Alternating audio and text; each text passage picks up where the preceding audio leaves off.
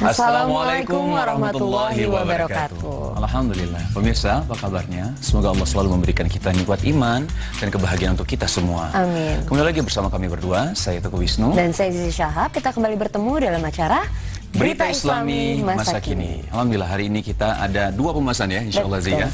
Dan pembahasan pertama kita tentang apa sih ini? Tentang Soekarno dan penemuan makam Imam Bukhari. Sebenarnya ada hubungan apa atau... Aku juga bingung, Soekarno sama Imam Bukhari dari lahirnya saja sudah berbeda sekali gitu kan. Sejarahnya juga sepertinya nggak ada kaitannya ya. Kayaknya nggak ada ya. Langsung kita lihat aja biar lebih jelas ya. Ini dia.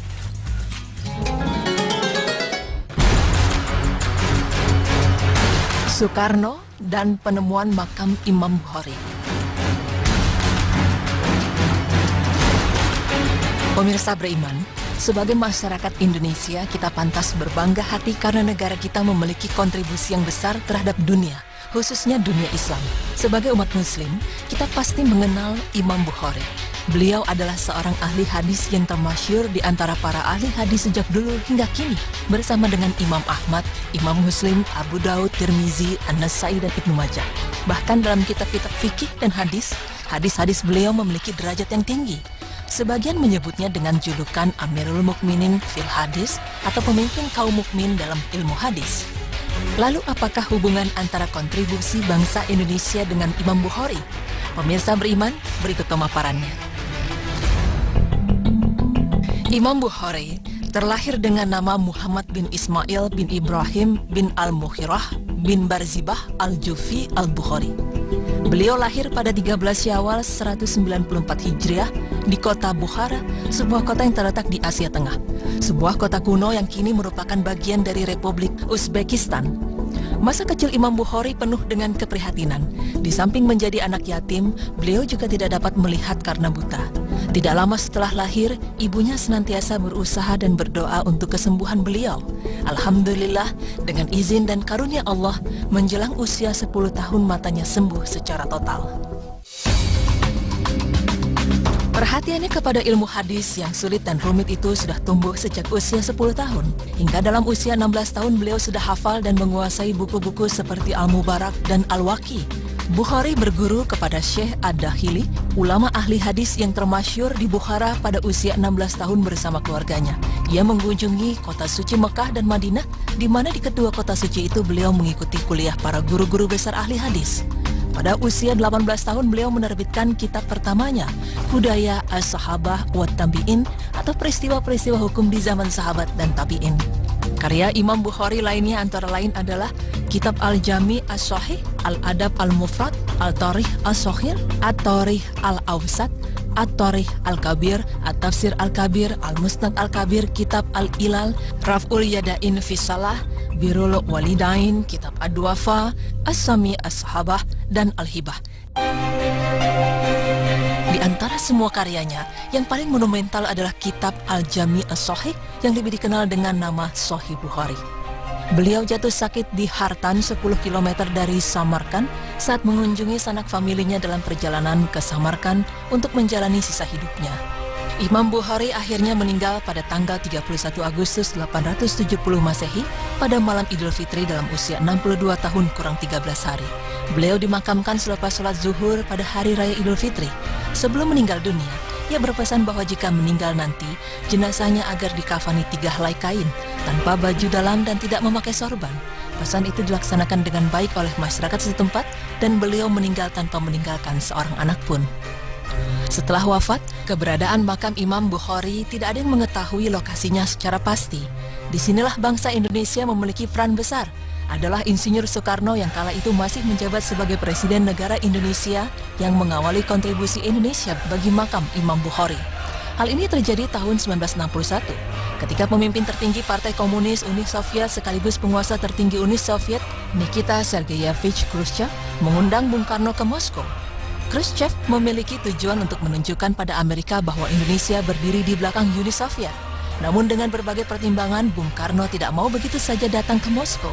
Beliau tidak ingin membawa Indonesia ke dalam situasi yang tidak menguntungkan dan dipermainkan oleh negara manapun. Bung Karno kemudian mengajukan satu syarat mutlak kepada Khrushchev apabila ia masih ingin mengundang beliau untuk datang ke Moskow. Satu syarat itu mengundang pertanyaan besar di pihak Uni Soviet. Namun mereka tidak bisa berbuat banyak karena keinginan untuk mengundang Bung Karno.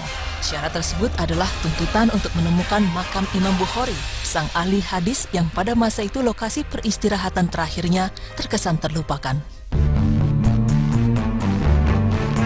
Meski pada mulanya kebingungan dengan syarat yang diajukan oleh Presiden Soekarno, namun pada akhirnya Khrushchev memerintahkan para anak buahnya untuk mencari makam yang dimaksud.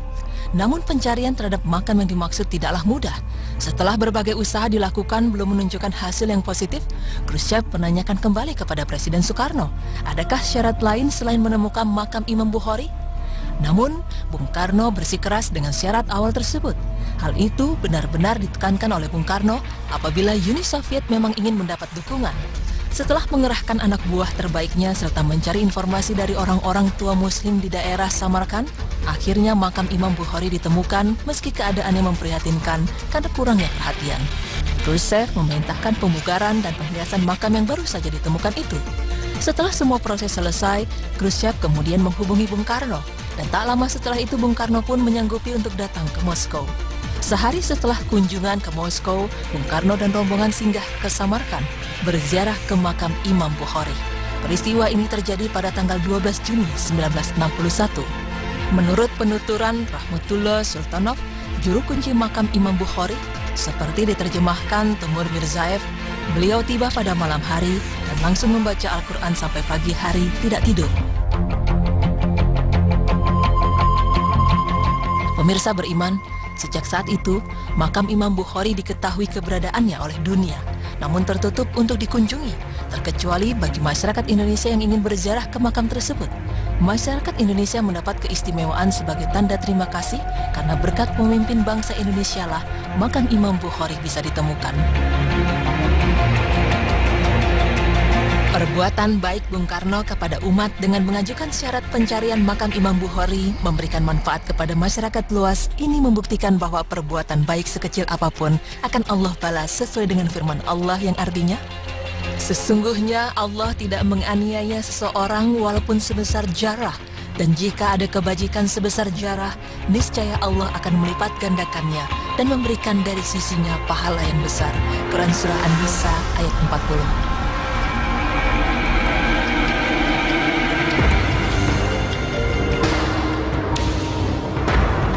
Pemirsa beriman, dari pemaparan tersebut, hendaknya kita sebagai masyarakat Indonesia patut merasa bangga dengan apa yang telah dilakukan Presiden pertama Indonesia, Insinyur Soekarno.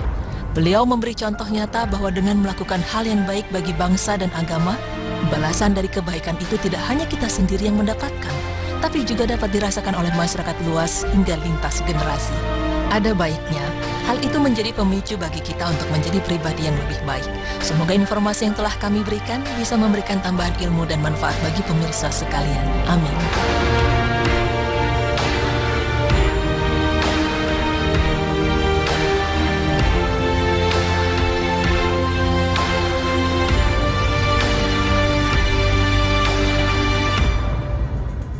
Masya Allah, jadi tahu nih ya, ini sejarah yang penting sekali untuk kita. Karena memang tadi kita mikir-mikir ya sih, apa sih hubungan antara almarhum Bung Karno dengan Imam Bukhari rahimahullah ya. Jadi memang Masya Allah luar biasa sekali, ternyata salah satu peran yang sangat penting bagaimana Bung Karno ya, presiden pertama kita itu memberikan syarat kepada Uni Soviet ya. Iya, hubungan bilateral supaya mau punya hubungan akhirnya notes-nya itu harus mencari makam Imam Bukhari, disamarkan ya? Disamarkan, dan memang itu ternyata susah sekali untuk mencari makam beliau ya, makam Imam Bukhari. Tapi sih sebenarnya kalau misalnya kita pikir lagi ya, ini ada sedikit sejarah yang pernah saya tahu juga tentang Imam Bukhari. Ternyata beliau ini ya, Imam Bukhari ini bernama aslinya diberi oleh ayahnya adalah nama Muhammad. Nama Muhammad dan nama kunyahnya itu adalah Abu Abdullah. Ya, jadi Masya Allah sekali, luar biasa sekali ini Imam Bukhari. Tapi karena lahirnya di Uzbekistan, yaitu di daerah Bukhara, jadi dipanggil Imam Bukhari. Jadi Al-Bukhari atau Imam Bukhari gitu. Masya Allah, luar biasa sekali. Dan seperti tadi terakhir dibilang kan, semoga ini menjadi motivasi untuk kita berbuat lebih baik lagi, dan ini bisa menjadi lintas generasi, bukan hanya untuk kita yang sekarang ini. Dan penting memang kita mempelajari sejarah ya Zia.